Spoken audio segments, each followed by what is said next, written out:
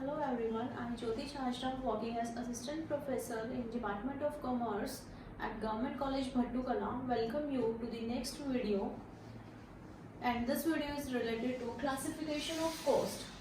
सबसे पहले हम ये देखते हैं कि क्लासिफिकेशन का क्या मतलब होता है। क्लासिफिकेशन का मतलब है सेम चीज़ों को, सिमिलर जो कैरेक्टरिस्टिक्स वाली चीज़ें हैं उनको एक ग्रुप में डाल देना या ग्रुपिंग कर देना किसी चीज़ की। कॉस्ट की क्लासिफिकेशन हम करते हैं इन कॉस्ट अकाउंटिंग। इसके कुछ बेसिस हैं। जो कॉस्ट है वो हमारी क्लासिफाई हम कर सकते हैं अकॉर्डिंग टू नेचर या एलिमेंट्स के हिसाब से, फंक्शंस के हिसाब से कि क्या क्या काम हो रहे हैं, बिहेवियर की कॉस्ट का बिहेवियर कैसा है, फिक्स्ड है, वेरिएबल है, सेमी वेरिएबल है, अकॉर्डिंग टू कंट्रोलेबिलिटी कि उनको हम कंट्रोल कर सकते हैं या कंट्रोल नहीं कर सकते, नॉर्मेलिटी वो कॉस्ट जो है वो नॉर्मल है या एबनॉर्मल कॉस्ट है, अकॉर्डिंग टू अकाउंटिंग पीरियड, वो अकाउंटिंग पीरियड लाइक हमारी कैपिटल कॉस्ट है या रेवेन्यू एक्सपेंसेस है। देन टाइम के हिसाब से, टाइम में आ जाएगा हमारा हिस्टोरिकल एंड प्रीडिटरमाइंड कॉस्ट और मैनेजरियल डिसीजंस के हिसाब से। सो ये सारे बेसिस हैं हमारे कॉस्ट की क्लासिफिकेशन करने के लिए। तो जो फर्स्ट बेसिस है वो है अकॉर्डिंग टू नेचर के हिसाब से जब हम हमारी कॉस्ट को क्लासिफाई करते हैं या ग्रुपिंग करते हैं। ये हमने पहले भी कर रखा है नेचर, और इसको हम बोलते हैं elements of cost.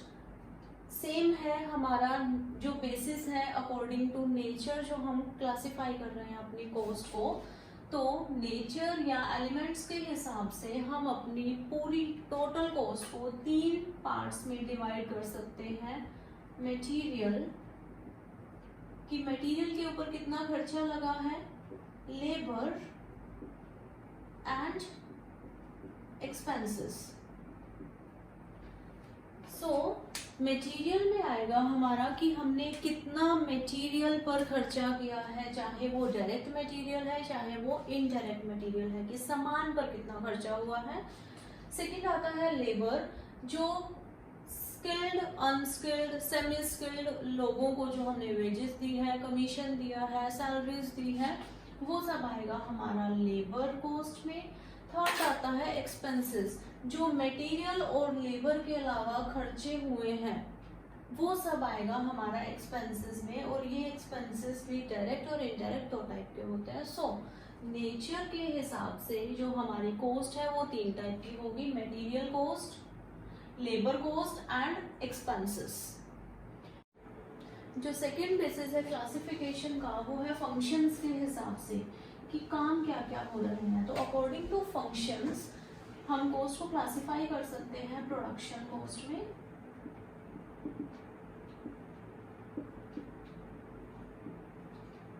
Office cost में,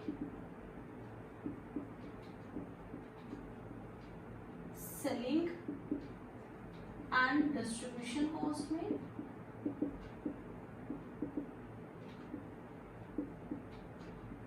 एंड फोर्थ है हमारी रिसर्च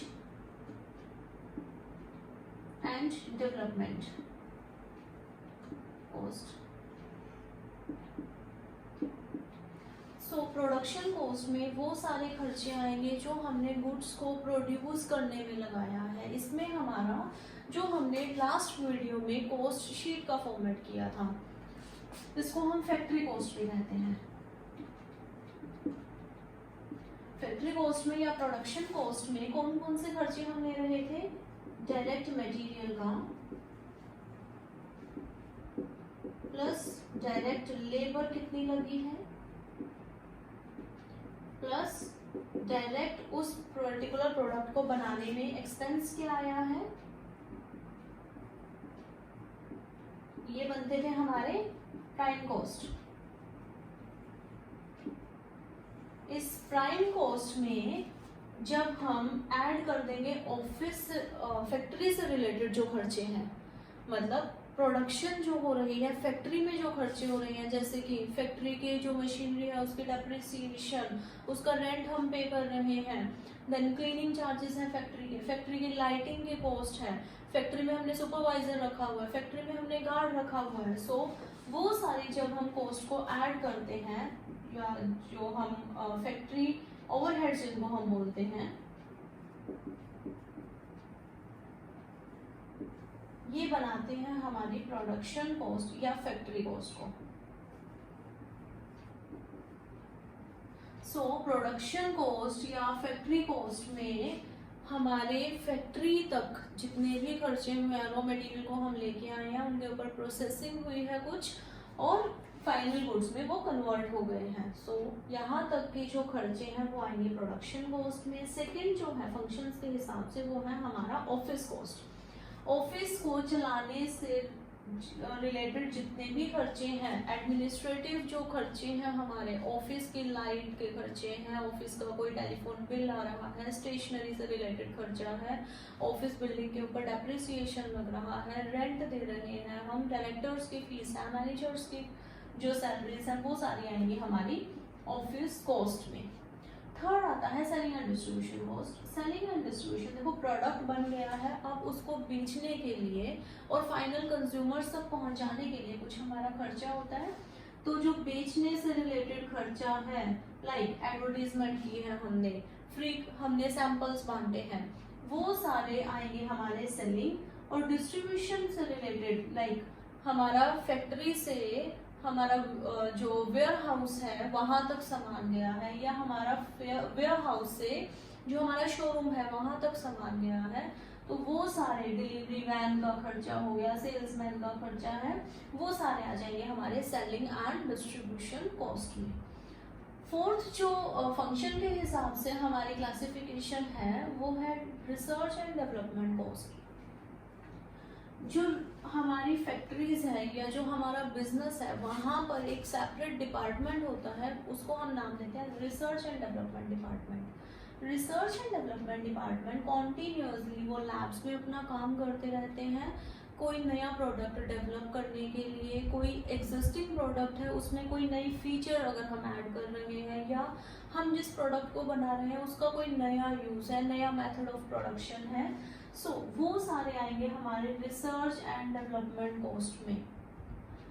अब हम बात करते हैं third classification basis of cost की, that is according to behaviour. Cost का बिहेवियर कैसा है?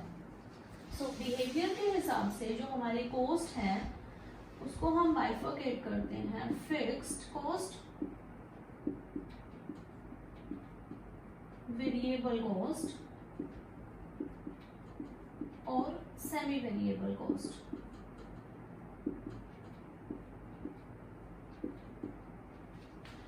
फिक्स्ड कॉस्ट वो कॉस्ट होती है जो हमारे प्रोडक्शन के इंक्रीज या डिक्रीज होने से चेंज नहीं होती। सपोज हमने एक फैक्ट्री या वेयर हाउस ले रखा है रेंट पर, गोडाउन ले रखा है किराए पर, अब हम प्रोडक्शन चाहे तो कर रहे हैं 0 यूनिट्स की, या प्रोडक्शन हम कर रहे हैं 100 यूनिट्स की, वो रेंट हमें देना ही पड़ेगा। प्रोडक्शन 0 है तो भी ये कॉस्ट लग रही है, और production up to installed capacity है तो भी वो हमारी कॉस्ट लगेगी। फिक्स्ड कॉस्ट जैसे जैसे प्रोडक्शन इंक्रीज होगा, प्रोडक्शन बढ़ेगा, पर यूनिट फिक्स्ड कॉस्ट है वो कम हो जाएगी। सपोज 1 लाख रुपीज मैं रेंट का दे रही हूँ अपना, मैंने कोई वेयर हाउस ले रखा है, उसका रेंट है वो 1 लाख रुपीज है। अब उसमें चाहे तो मैं कुछ भी ना स्टोर करूँ, कोई भी, वो खाली पड़ा है मेरा वेयर हाउस या गोडाउन, चाहे मैं उसमें सपोज उसमें मैं 100 यूनिट्स अपने रख सकती हूँ या स्टोर कर सकती हूँ, चाहे मैं वहाँ पर 100 यूनिट्स रखूँ, चाहे मैं वहाँ पर 50 यूनिट्स रखूँ, चाहे मैं वहाँ पर 40 यूनिट्स रखूँ, लेकिन मुझे वो रेंट देना पड़ेगा। 1 लाख रुपीस का जो रेंट है वो मुझे देना ही देना पड़ेगा। तो ये होता है फिक्स्ड कॉस्ट, ये हमारी प्रोडक्शन के हिसाब से वेरी नहीं करता, चेंज नहीं होता, लेकिन पर यूनिट कॉस्ट जो फिक्स्ड कॉस्ट है वो कम हो जाएगा। सपोज 1 यूनिट अगर मैंने बनाया है तो फिक्स्ड कॉस्ट कितनी हुई 1 लाख। वहीं अगर मैं 100 यूनिट्स बना रही हूँ तो मेरी पर यूनिट कॉस्ट कितनी हुई 1 लाख डिवाइडेड बाय 100। सो ये हो गई ₹1000 पर यूनिट। जैसे जैसे प्रोडक्शन बढ़ेगा वैसे वैसे पर यूनिट फिक्स्ड कॉस्ट कम होगी। सेकेंड बात करते हैं हम वेरिएबल कॉस्ट की। जो वेरिएबल कॉस्ट है ये नाम से ही क्लियर है, ये प्रोडक्शन के हिसाब से वेरी करता है। जैसे कि अगर 0 यूनिट्स बन रहे हैं, मतलब कोई यूनिट नहीं बन रहा है, नो प्रोडक्शन, तो वेरिएबल कॉस्ट है वो भी 0 होगी। अगर 2 यूनिट्स बन रही हैं तो वो 2 यूनिट्स की कॉस्ट लगेगी।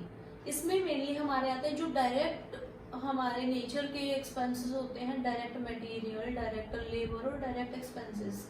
जैसे कि एक शर्ट को अगर बनाने में 2 मीटर कपड़ा यूज हो रहा है, एक शर्ट को प्रोड्यूस करने में 2 मीटर का जो क्लॉथ है वो हमारा यूज होता है। तो अगर मैं 0 यूनिट्स प्रोड्यूस कर रही हूँ, मतलब कोई यूनिट में प्रोड्यूस ही नहीं कर रही हूँ, तो मेरा खर्चा क्या आएगा 0।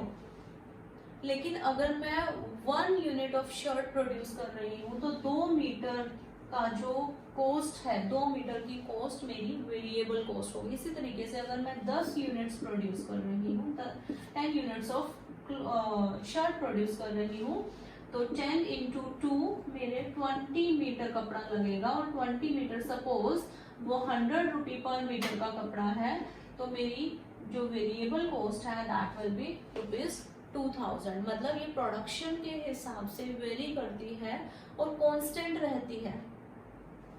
एक यूनिट के इंक्रीज या डिक्रीज होने से वो सेम प्रोपोर्शन में इंक्रीज या डिक्रीज होगी। अगर एक यूनिट मेरा इंक्रीज होगा तो उसी प्रोपोर्शन में मेरी कॉस्ट भी इंक्रीज होगी। अगर डिक्रीज होगा तो वेरिएबल कॉस्ट भी डिक्रीज होगी। जो है वो है semi variable cost. Semi variable cost ऐसी कॉस्ट है जिसमें फिक्स्ड और वेरिएबल कॉस्ट दोनों के कुछ फीचर्स होते हैं। सबसे इम्पोर्टेंट चीज, जब 0 प्रोडक्शन है तो ये कॉस्ट नील नहीं होती, मतलब कुछ ना कुछ कॉस्ट रहेगी। स्लैब्स के बेसिस पर ये कॉस्ट है। इसका बेस्ट एग्जांपल है इलेक्ट्रिसिटी बिल का। इलेक्ट्रिसिटी बिल हमारा स्लैब्स में होता है, लाइक 0 यूनिट्स से 100 यूनिट्स तक की जो कॉस्ट है, सपोज वो ₹4 है। 101 यूनिट्स से 500 यूनिट्स की जो कॉस्ट है वो है ₹5, और 500 यूनिट्स से सपोज 800 यूनिट्स तक की जो कॉस्ट है वो है ₹7। सो अगर मेरी फैक्ट्री में 99 यूनिट्स कंज्यूम हो रहे हैं तो जो कॉस्ट है वो निकलेगी ₹4 के हिसाब से।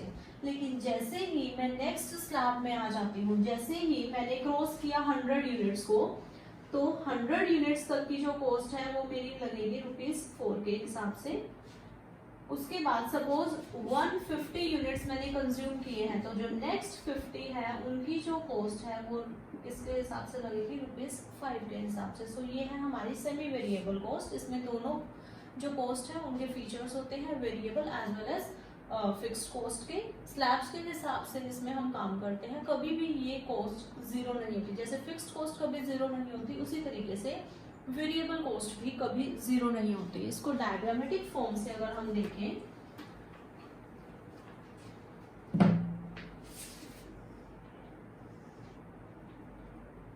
एक्स एक्सिस पर लेते हैं हम level of production,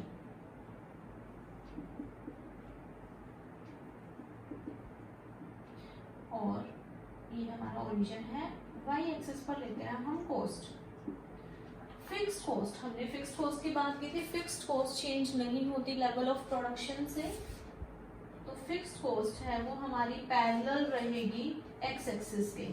fixed cost को मैं FC से डिनोट कर सकती हूँ। वेरिएबल कॉस्ट को हमने क्या कहा था, जब जीरो प्रोडक्शन है तो वेरिएबल कॉस्ट भी जीरो है। जैसे जैसे यूनिट्स बढ़ेंगे वैसे वैसे सेम प्रोपोर्शन में हमारी वेरिएबल कॉस्ट इंक्रीज होगी। सो वेरिएबल कॉस्ट को हम इस तरीके से शो करते हैं, जीरो प्रोडक्शन है तो कॉस्ट भी जीरो है। यूनिट 1 प्रोड्यूस किया तो इतनी कॉस्ट है, सपोज 5। यूनिट 2 प्रोड्यूस किया तो कॉस्ट आ गई हमारी 10। So that is all about it. हमने 3 टाइप के हमारे क्लासिफिकेशन की है कॉस्ट की, according to nature, according to functions and according to behaviour. Thank you.